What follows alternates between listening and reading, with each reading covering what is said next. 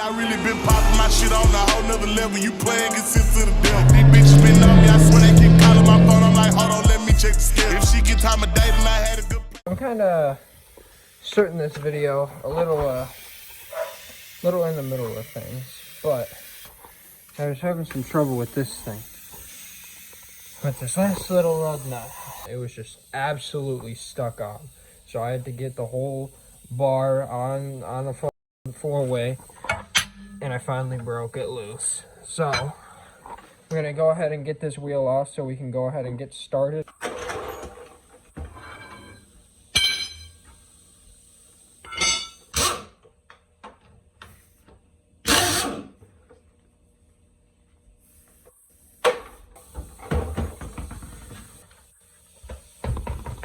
Okay, wheels off, so we're going to be going ahead and getting started on the removal of these rotors and calipers. I know it's dark, but let me see if I can get a light. 2 bolts back here, and then this should come right off. So we're going to go ahead and get started on taking that off, and then we'll be able to get off our brakes.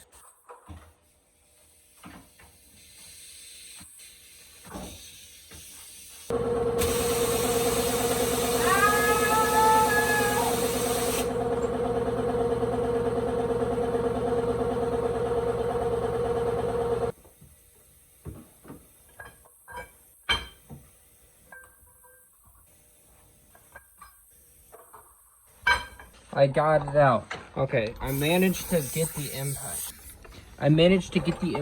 In behind here for the upper one, and it'll be easier for the lower one, I believe. So after I get that lower one out, I have 4 actual bolts. This rotor and caliper should come off, but I have 4 actual bolts. I think they're inverted T14's.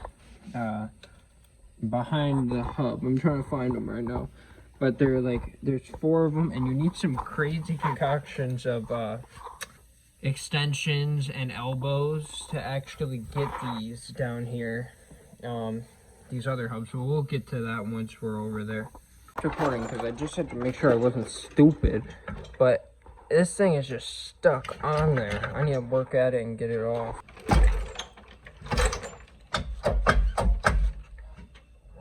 There, but then it just sucks itself back in. I don't know why. It makes me feel like there's something still on it.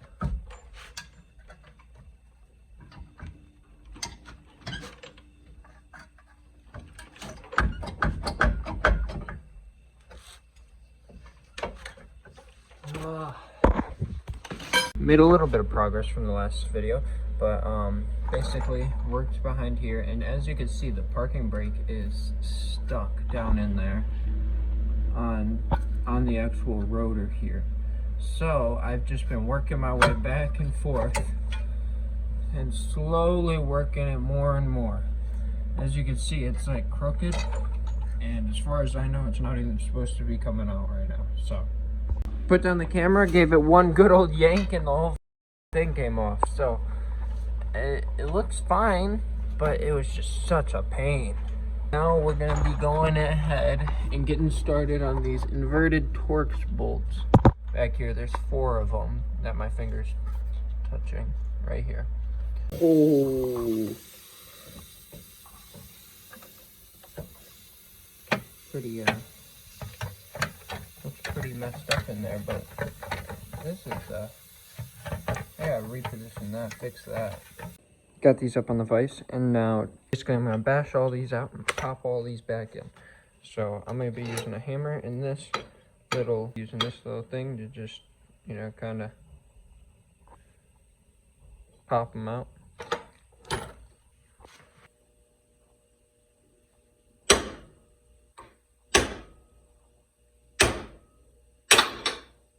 There we go. Ow! I'm fine.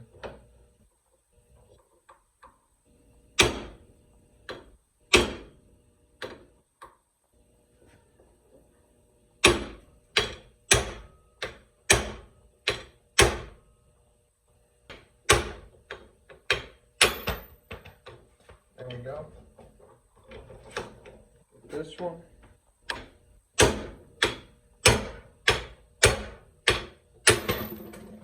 Ow! I pinched my hand on that one. I'm fine. No, you probably shouldn't do this, but...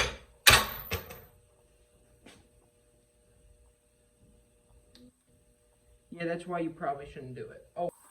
I don't know if you could see it, but like, my hand has got like this line in it from where I bashed it. Hurts. Okay. Can we put these other ones in? These other ones have some lines in the top to center it with the actual hub. So, and you want to line up the teeth when you're putting these in. But basically same thing, except you do, when you're putting them in, you do want to use, you know, something to reinforce it, or because you don't want to be bashing directly on the hub or directly on these.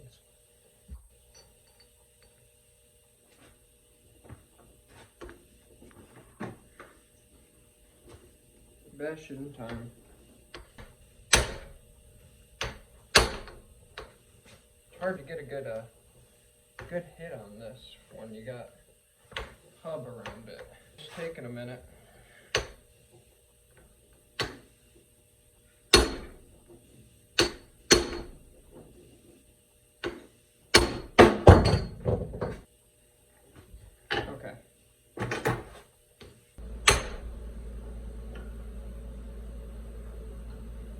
Alright, so I went ahead and tossed it all on with the new lug bolts, and so now we're just going to toss the rest of it together, toss the rotor on, toss the caliper on, and then finally be able to put on the 315 right over there. Now that we got everything on, I'm going to add a little bit of lube to lubricate these lug studs so that they don't get rusted or don't strip the first screw on for each stud completely. Alright, perfect. Right. Get right by here. Thank you very much. Alright, now that we got everything on and it's all lubed up, let's get the spacer on, and then we can throw it on. Oh, the tire on. So let me fit it in. See, it's in there now. Just slowly but surely just work this way in.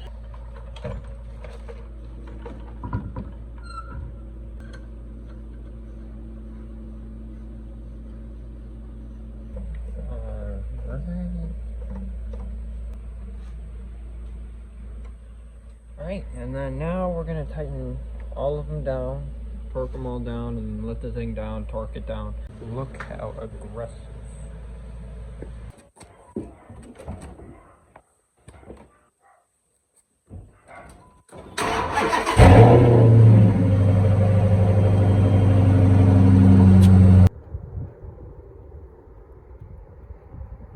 So,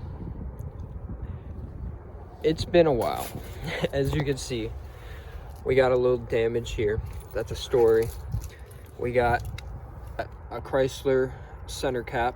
You know, these lug nuts have seen better days. From the last clip, you know, there was none of this rust. So it's obvious that it's been a little while. Plus I have drilled and slotted rotors, upgraded brakes, a few other minor things. So yeah, even though it's been some time since the last, you know, clips, I want to talk on the fact of just putting these studs in and how well they've held up in 2 years time. Actually, I've been running this for a while now through multiple sets of tires, and they've been holding up great, especially with the spacer. I know some people worry. So the main concern with the spacer is when lug nuts don't have enough threads to seat down on, and your wheels or your lugs actually snap because they're not torqued down correctly. But with these, you allow the lug nuts to have enough threads to thread in, and the spacer actually, you know, more or less has no effect. It makes the fitment fit pretty good too, as you can see. You know, I just wanted a little clip to finish off the video, just give some context of how they held up and how they worked.